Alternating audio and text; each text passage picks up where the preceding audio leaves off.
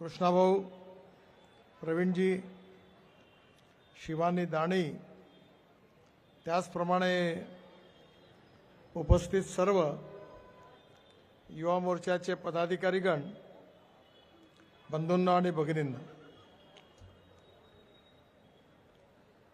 आपल्या सगळ्यांना माहिती आहे की नागपूर महानगरपालिकेच्या निवडणुकीची घोषणा झाली आहे। या महानगरपालिकेमध्ये पुन्हा एकदा भारतीय जनता पार्टीला पूर्ण बहुमत मिळालं पाहिजे, याकरता आपल्या सगळ्या युवकांनी जोरात कामाला सुरुवात करायची आहे, म्हणून आजचा कार्यक्रम आयोजित झालेला आहे। तुम्हाला माहिती आहे की कुठल्याही निवडणुकीमध्ये जो पक्ष पहिले निवडून येतो त्या पक्षाने 5 वर्षात काय काम केलं याचा हिशोब जनतेला दिला पाहिजे। आज मला अतिशय आनंद आहे की आपल्या सगळ्यांच्या सहकार्यामुळे, आपल्या कार्यकर्त्यांच्या परिश्रमामुळे आज नागपूर महानगरपालिका ही केवळ महाराष्ट्रातलीच नाही तर भारतातील उत्तम काम करणारी महानगरपालिका म्हणून प्रस्थापित झाली, याचा आपल्या सगळ्यांना अतिशय अभिमान आहे। मी गेल्या 12 वर्षापासून खासदार आहे, पण पाण्याकरता एकही मोर्चा मी बघितला नाही। आता दयाशंकरजी सांगत होते की आपल्या शहरामध्ये आपण 98 पाण्याच्या टाक्या पूर्ण केलेल्या आहेत।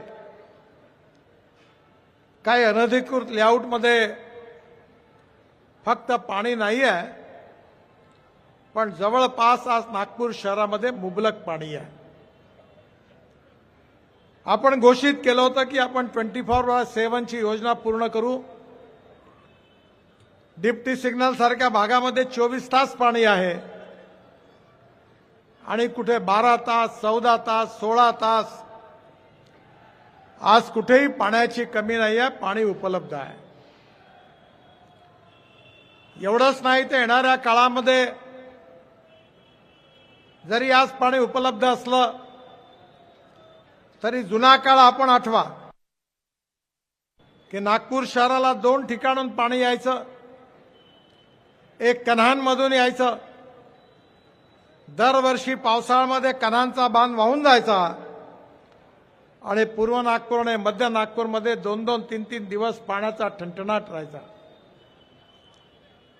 आपण कन्हानमध्ये बांध पण बांधला आणि 185 MLDचं पाणी तिथून पंपिंग होतं, आपल्या टाक्यामध्ये भरल्या जातं। आज पूर्व नागपूर, उत्तर नागपूर आणि मध्य नागपूरमध्ये पाण्याची समस्या नाही आहे। आपल्या शहरामध्ये येणारं पाणी सिमेनरी हिल्सच्या टाकीत येतं, त्याच्या आधी गोरेवाडा तलावात येतं। हे पाणी सगळं मध्य प्रदेशमधून वाहत येत तोतलाडोह धरणामध्ये येतं। तोतलाडोहमध्ये 200-250 मेगावॉटचा प्रोजेक्ट आहे, त्यात वीज तयार होते।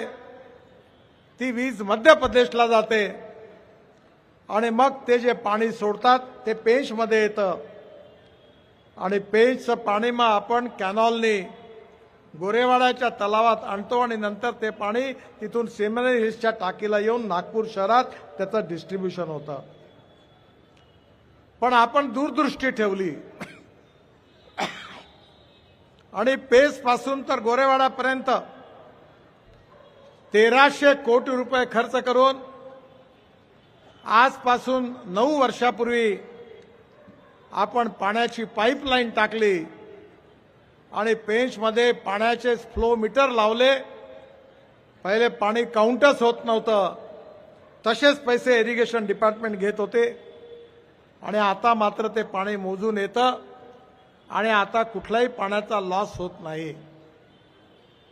आज आपल्या शहरामध्ये 750 ते 800 MLD पाणी येतं, परंतु केवळ 350-400 MLDs पाण्याचा हिशोब लागतो, कारण अजून पूर्णत्वाने खऱ्या अर्थाने डिस्ट्रीब्युशन सिस्टीम जेवढी चांगली पाहिजे तेवढी झाली नाही.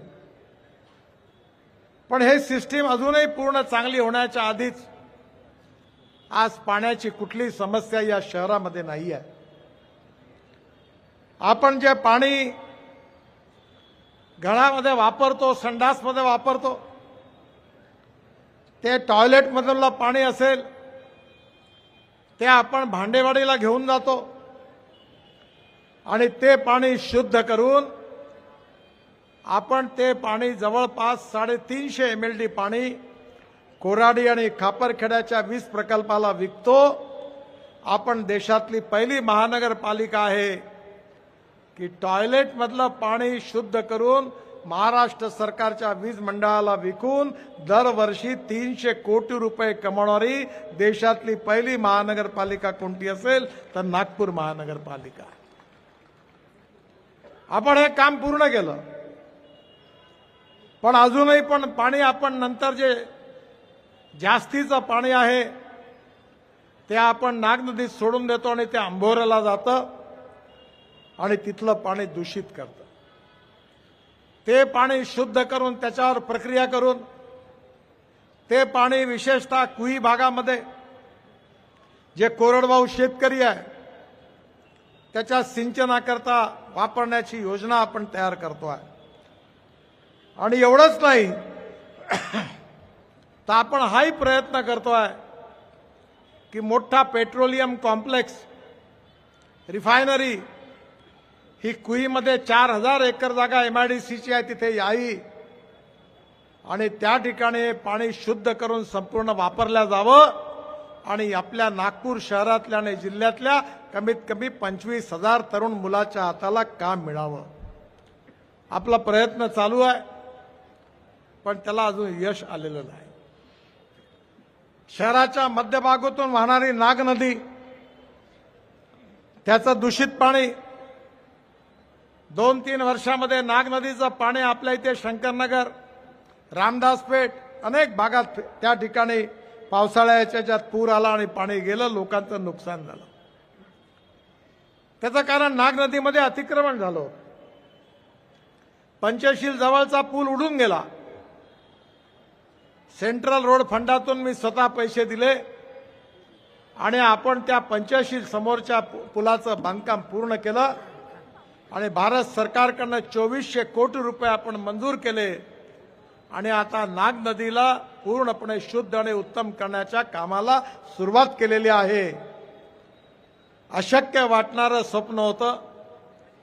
मी त्यावेळी सांगायचो तेव्हा लोक हसायचे, पण मी सांगायचो की अंबाझरीतून नावेत बसून पारडीवरून वरतून पुढे अंभोऱ्यापर्यंत नावेत बसून जाता येईल एवढी सुंदर नाग नदी होईल असा विश्वास मी दिला होता.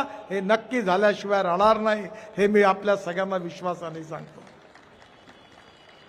आता सगळी ड्रेनेजची सिस्टीम जी आहे ती नाग नदीच्या खालून पाईपमध्ये पाणी सोडून जाणार आहे. 2400 कोटी रुपयाची योजना मंजूर झालेली आहे. या शहरामध्ये खऱ्या अर्थाने शहराचा विकास करायचा असेल तर सांस्कृतिक कार्याला महत्त्व मिळालं पाहिजे आणि म्हणून आपण सुरेश भट हे भारतात सगळ्यांना अभिमान वाटेल असं जवळपास 2200 ते 2500 कॅपॅसिटीचं मोठं सभागृह आपल्या महानगरपालिकेने नागपूर शहरात बांधलं आणि आज कमी पैशामध्ये आपल्या कार्यक्रमाकरता मिळत आहे. या शहरामध्ये खेळाची मैदानं झाली पाहिजे, त्याकरता विशेष रूपाने 60 कोटी रुपये देवेंद्रजी आणि बावनकुळे साहेबांनी त्यावेळी दिले आणि माझी इच्छा आहे की कमीत कमी 300 खेळाची मैदानं उत्तम आपल्याला तयार करायची आहेत. अनेक मैदानावर आपण लाईट लावून दिलेले आहे, अजून काम करायचं आहे. 1 लाख मुलं नागपूर शहरामध्ये दररोज संध्याकाळी मैदानावर खेळले पाहिजे, आपलं स्वप्न आहे.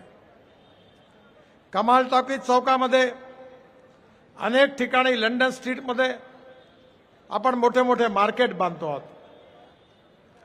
कॉटन मार्केटचं मार्केट मंजूर झालेलं आहे.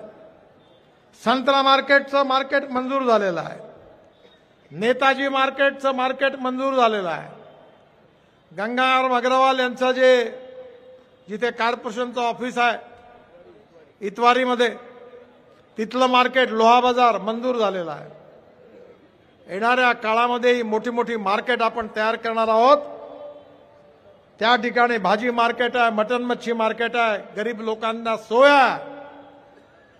पण सगळ्यात महत्त्वाचा निर्णय आपण केलेला आहे की केवळ महानगरपालिकेला पैसे मिळवून नाही द्यायचे, तर प्रॉफिटच्या ऐवजी त्या ठिकाणी मोठे मोठे स्विमिंग टँक, हेल्थ क्लब, व्यायामशाळा आणि त्याचबरोबर बॅडमिंटन पासून व्हॉलीबॉल, कबड्डी, खो खो याची मैदानं आता आपण या मार्केटमध्ये उभी करणार आहे. आणि या सगळ्या सोयी नाममात्र दरात नागपूरच्या जनतेला देण्याचा आपण संकल्प केलेला आहे. हे कुठल्याच शहरात नाही आहे.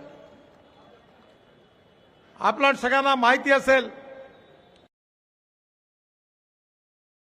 लोकांना आठवत नसेल, मी सध्या जयप्रकाश नगर स्टेशनच्या बाजूला रेडिसन हॉटेलच्या तिथे त्या बिल्डिंगमध्ये राहतो. तो जो रस्ता आहे, जो उड्डाणपुला रेल्वेवर बनलेला, तो मी पालकमंत्री असताना मंजूर केला. आणि त्यावेळी जुनी रेल्वेची लाईन होती. अजनीच्या स्टेशन पासून सरळ ती लाईन डिफेन्समध्ये जात होती. ती लाईन त्या काळामध्ये आम्ही 2.5 कोटी रुपयात फक्त विकत घेतली. आणि आतापर्यंत 6 प्रकल्प पूर्ण झालेले आहे. आणि महानगरपालिकेला जवळपास 750 कोटी रुपये मिळालेले आहे. ज्यावेळी लंडन स्ट्रीट पूर्ण होईल तेव्हा 2.5 कोटी रुपयाच्या गुंतवणुकीवर महानगरपालिकेला 2,500 कोटी रुपयाचा फायदा होणार आहे. 2,500 कोटीचा. अनेक मार्केटमधून पैसे मिळणार आहेत. या शहरामध्ये आपण अजनी स्टेशन आणि मुख्य स्टेशन याचं रूपांतर 5 स्टार स्टेशनमध्ये करतोय. काम सुरू आहे. पुढल्या 1-1.5 वर्षामध्ये हे दोन्ही स्टेशन पूर्ण होणार आहे. एवढंच नाही तर जेल आता आपल्या बाहेर जाणार आहे. तुमच्यापैकी अनेक जण युरोपमध्ये गेले असतील, इटलीमध्ये गेले असतील. तिथे शहराच्या मध्यभागी मोठा टाउन हॉल सारखा एक चौक असतो. हजारो लोक तिथे येतात.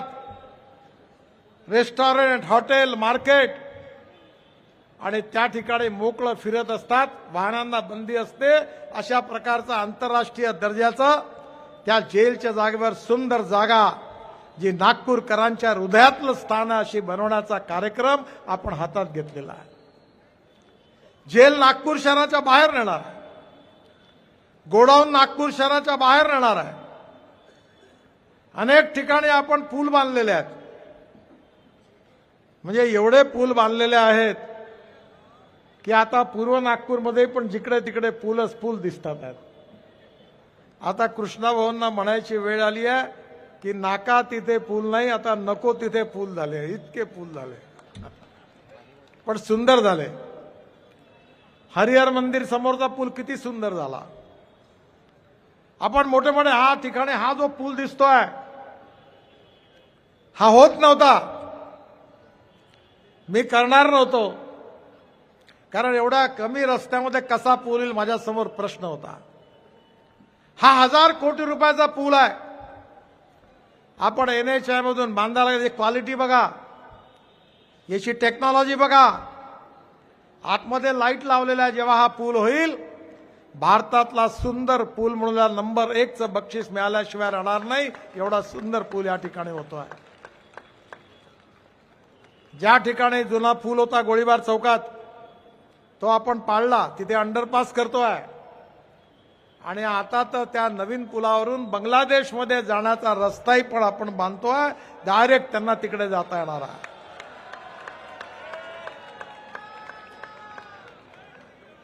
आणि हा पूल डायरेक्ट ताजबागच्या पुढे उमरेड रोडवर उतरणार आहे. आपण वर्धा रोडवर पारडीला मोठा पूल बांधला, कामठी रोडला पूल बांधला, खाली रस्ता, वरती पूल, त्याच्यावरती मेट्रो, हा भारतातला रेकॉर्ड 3 ठिकाणी असा पूल बांधणारा कुठल्या शहरात झाला तर त्याचं नाव नागपूर आहे, याचा आम्हाला अभिमान आहे. आणि गड्डी गोदाम चौकात तर रेकॉर्ड केलाय. खाली रस्ता, वरती दिल्ली मुंबई, मुंबई कलकत्ता, दिल्ली मद्रास आणि मुंबई कलकत्ता रेल्वे लाईन, त्याच्यावरती पूल आणि त्याच्यावरती मेट्रो, एकाच वेळी 4. पाहिलंय का जगात? तरी पाहिलं का तुम्ही कुठं? हे कोणामुळे झालं? माझ्यामुळे नाही झालं, प्रवीण दटकेमुळे नाही झालं, कृष्णाभाऊमुळे नाही झालं. हे झालं तर तुमच्यामुळे झालं, तुमच्यासारख्या कार्यकर्त्यामुळे झालं.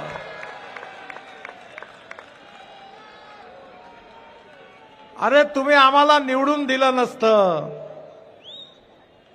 तुम्ही प्रवीणला आमदार केलं, कृष्णाभाऊला आमदार केलं, मला खासदार केलं, आपले नगरसेवक निवडून आले, आपला महापौर झाला. तुम्ही आमच्या हातात ताकद निर्माण केली म्हणून हा चमत्कार झाला. याचं श्रेय तुमच्यासारख्या तरुण कार्यकर्त्यांना. एवढंच नाही तर आज या शहरावरच्या विकास कामावर भाषण करायला केलं तर 2 तास 3 तास लागतील. मला आठवतं मी जायचो, ज्यावेळी जायचो, जेव्हा तुमचा मुलगा कुठं आहे? पुण्यात शिकतो. मुलगा कुठं आहे? मुंबईत शिकतो. मला वाईट वाटायचं. मी सिम्बॉसिसचे चेअरमन डॉक्टर भुजबळांना म्हटलं की नागपूरला या. ते म्हणाले मी एका अटीवर येईल, तुम्ही मला जागा द्याल तर मी येईन. आता एवढी जागा कुठून द्यायची? मग भांडेवाडीला आपण जागा काढली, तिथल्या कचऱ्यावर प्रक्रिया करणारा उद्योग स्थापन केला. त्या कचऱ्याला सॅग्रिगेट होता, फरवरी महिन्यात उद्घाटन होणार आहे आणि त्या ठिकाणी सीएनजी तयार होणार आहे, खात तयार होणार आहे, प्लॅस्टिकचं क्रूड पेट्रोल तयार झाला. ज्याचा विश्वास नसेल त्याने माझ्याकडे या, मी तयार केलेला आहे, तुमच्या गाडीत भरून देतो, तुम्ही फिरून या. आणि त्यामुळे आता कचरा जो लिगसी वेस्ट होती ती राहणार नाही. आणि कृष्णा भाऊ तुम्हाला गॅरंटी देतो का 6 महिन्यांनी तुम्हाला जो सुगंध येतो आहे तिथून घाणेरडा वास तो येणार नाही, तो बंद होईल, याचा विश्वास तुम्हाला देतो. ती जागा आपण 90 एकर ₹1 लीजवर सिम्बॉसिसला दिली आणि जगातली उत्तम ग्रेडेशन असणारी युनिव्हर्सिटी नागपूरला सुरू केली. 10,000 मुलं शिकून राहिले आहेत आणि नागपूरच्या मुलाला फी मध्ये 15% सवलत आहे. आणि तुम्ही हिशोब लावा किती वर्ष झाले हे सुरू आहे. ही सगळी नागपूरची मुलं आता करोडोच्या पॅकेजमध्ये अमेरिका, युरोपमध्ये जगात नोकऱ्या करून राहिली आहे आणि तिथून मनी ऑर्डरनी पैसे आपल्या आई वडिलांना पाठवून राहिले आहेत. त्या हजारो मुलांचं कल्याण सिम्बॉसिसमुळे झालं आणि सिम्बॉसिस आपण नागपुरात आणलं. KG to PG भारतातली दुसरी, पहिल्या 5 नंबरमध्ये सिम्बॉसिस नर्सिंग मुंगजी नागपुरात आणली. काम सुरू आहे, त्याचं लवकरच उद्घाटन होणार आहे. IIM नागपुरात आलं, मिहानमध्ये आहे, त्याला जागतिक दर्जाचं रेटिंग मिळालं. मेडिकल कॉलेज आणि मेयो कॉलेज नाहीत, आपण एम्स आणलं. 1000 लोक बेड आहे, हाऊसफुल. आता लोक एम्स मध्ये जायला लागले. मेयो हॉस्पिटल करता 1000 कोटी रुपये देवेंद्रजींनी दिले. मेडिकल करता 450 कोटी रुपये दिले. एवढंच नाही तर इथल्या गरीब जनतेची सेवा करण्याकरता आपण पूर्व नागपूरमध्ये मी स्वतः आपल्या सगळ्यांच्या आशीर्वादाने आईच्या स्मरणार्थ डायग्नोसिस सेंटर सुरू केलं. 18,000 रुपयाचा MRI 1200 रुपयात गरीब माणसाला मिळतो. 6-6 दिवसाची वेटिंग लिस्ट आहे. 500 रुपयात डायलिसिस आहे. 100 रुपयामध्ये एक्सरे आणि आजच मला सांगितलं कोणतं नवीन मशीन आपलं ते आजच आलं, ते पण लागलाय आणि आता पेंट स्कॅन पण आम्ही लावणार आहोत. कॅन्सर करता डिटेक्ट करायला 25,000 रुपये द्यावे लागतात, 3,000 रुपयात आपण करणार आहोत. या नागपूरच्या गोरगरीब जनतेची सेवा झाली पाहिजे. या शहरामध्ये एकेकाळी हातमाग विणकराचं शहर होतं, सगळे मागते गेले, विणकरीचा व्यवसाय संपुष्टात आला. मी म्हटलं लोकांनी मला निवडून दिलेला आहे. आता विणकर समाजातले लोक फक्त काळी मारबत आणि पिवळी मारबतच काढतात. मागते संपले, पण आम्ही धापेवाड्याचा राहणार आहे. मी पुन्हा मागठे आणले, साड्या विणल्या आणि पहिलं यशस्वी झालं. 12,000 रुपयाची प्युअर सिल्कची साडी आहे. 7 महिने झाले साड्या तयार होऊन झाला, विकायला दाखवायला साड्याने एवढी मागणी आहे.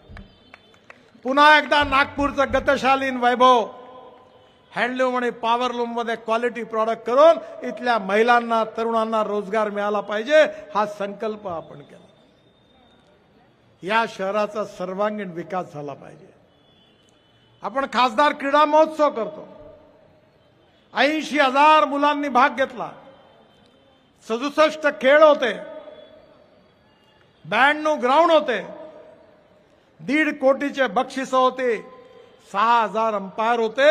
लाखो लोकांनी खेळाचा आनंद घेतला. तुम्हीच मला सांगा की भारतातल्या कुठल्या तरी गावामध्ये एवढ्या मोठ्या प्रमाणावर असा क्रीडा महोत्सव होतो का? नाही होत. आपल्या शहरातल्या लोकांना उत्तम संगीताचा गायनाचा आस्वाद मिळावा म्हणून आपण सांस्कृतिक महोत्सव केला. गेल्या 10 वर्षापासून आपण करतोय. केवढा भव्य कार्यक्रम होतो. आता अडचणीत 3 वेळा लाठीचार्ज झाला. 50 पहिले मी भाजपच्या कार्यकर्त्याला म्हणायचो, अरे वार्डात पत्रिका द्या. पण तुम्ही, मला माहित आहे का तुम्हाला फोकटात मिळाल्याचं महत्व नाही आहे. मी म्हटलं दे, बंद करा पत्रिका देणं. आपल्या घरात ठेवून द्यायचे असे गिटच्या डक्केच्या ढीकच्या ढीक. आणि आता प्रवीण दटकेच्या घरी चक्रा मारते, माझ्या घरीच आहे, मला पास द्या, मला पास द्या. कारण एवढे मोठे मोठे कार्यक्रम झाले, त्याचा आनंद सगळ्यांनी घेतला. सकाळी भक्ती महोत्सव झाला. मागच्या वर्षी 2 वर्ल्ड रेकॉर्ड झाले. मनाचे श्लोक आणि वंदे मातरम 30,000 मुलांनी म्हटलं. आणि यावर्षी गीतेचे 3 अध्याय 53,000 मुलांनी एकाच वेळी म्हणून Guinness book of world record मध्ये 3 रेकॉर्ड नोंदवले. आपण भक्ती महोत्सव केला, सांस्कृतिक महोत्सव केला, ज्येष्ठ नागरिकांकरता किती योजना केल्या. आता ज्येष्ठ नागरिकांना आपण सगळ्यांना शेगावला घेऊन जातो, माहूरला घेऊन जातो, गाड्या बुक आहे इलेक्ट्रिकच्या. परवा माझ्याकडे आले, म्हणाले गाड्या, म्हटलं काळजी करू नका, आता 5 नवीन गाड्या आणतो इलेक्ट्रिकच्या बसेस. शेगाव, रामटेक आणि खिंडसी, धापेवाडा, आदासा आणि त्याचबरोबर माहूर, सर्व ठिकाणी आपल्या इथले ज्येष्ठ नागरिक आणि दिव्यांग फुकटात गेले पाहिजे याची व्यवस्था आपण करणार. दिव्यांगांकरता 4% पॉप्युलेशन दिव्यांगाची आहे. हा बाला बोरकर बसला इथे, खूप मेहनत केली. 40,000 दिव्यांग, बरोबर आहे ना बाला? 42,000 दिव्यांगांना आपण साहित्याचं वाटप रेशीमबाग मैदानावर भव्य कार्यक्रम केला. पूर्व नागपूरमध्ये दिव्यांगांकरता देशातला पहिला दिव्यांग पार्क आपण बांधला. आणि सगळ्यात महत्वाची गोष्ट म्हणजे या नागपूरच्या तरुण मुलाच्या हाताला काम मिळालं पाहिजे, हे स्वप्न आपण उराशी बाळगलं.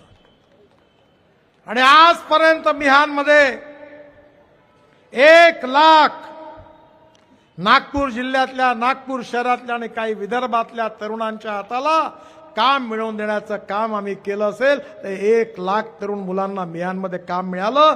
ज्याला संशय असेल त्यांनी माझ्याकडनं नावासहित लिस्ट घेऊन जा.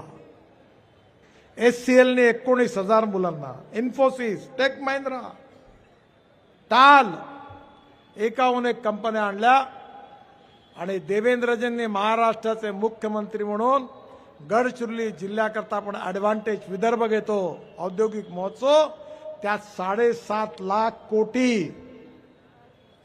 लिहिता येणार नाही कोणाला, कोणी असल हुशार तरी लिहिता येणार नाही. 7.5 लाख कोटी एवढी इन्व्हेस्टमेंट गडचिरोली जिल्ह्यात आणली.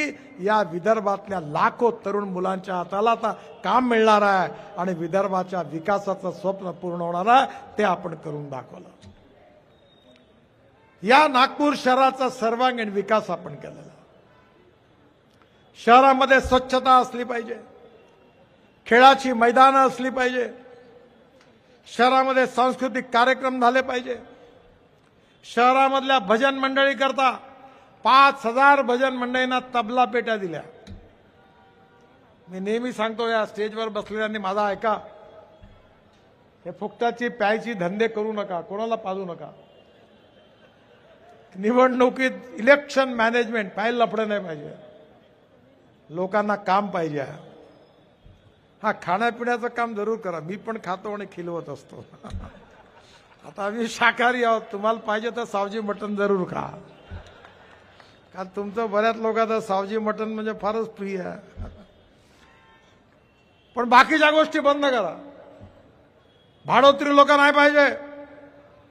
आपण इमानदारीने काम करू, या शहराचं चित्र बदलू, भविष्य बदलू. गाव, गरीब, मजदूर, शेतकरी या नागपूर शहरात राहणारा त्याचं जीवन बदलवण्याचं काम करू आणि ते बदलवण्याकरता लोकांना मत मागू. हे लोक आपल्याला दिल्याशिवाय राहणार नाही, हा माझा विश्वास आहे. म्हणून जे काही आपण कामं केली वो तो केवल शुरुआत है, असली फिल्म शुरू होना और बाकी है. तुम्ही आता आज लोकांसमोर मी विनंती केली आहे की आपण एक फिल्म तयार करा, कारण आपल्या केलेली एवढी कामं आहे की ती सगळी लोकांना दाखवता आली पाहिजे आणि ही कामं अजून करायची आहेत. म्हणून भारतीय जनता पार्टीला तुम्ही निवडून द्या, आम्हाला सत्तेत आणा. आम्ही नागपूरला देशातलंच नाही तर जगातलं सुंदर चांगलं शहर म्हणून मान्यता मिळवून दिल्याशिवाय राहणार नाही. हा कार्यक्रम आपल्या सगळ्यांचा आहे.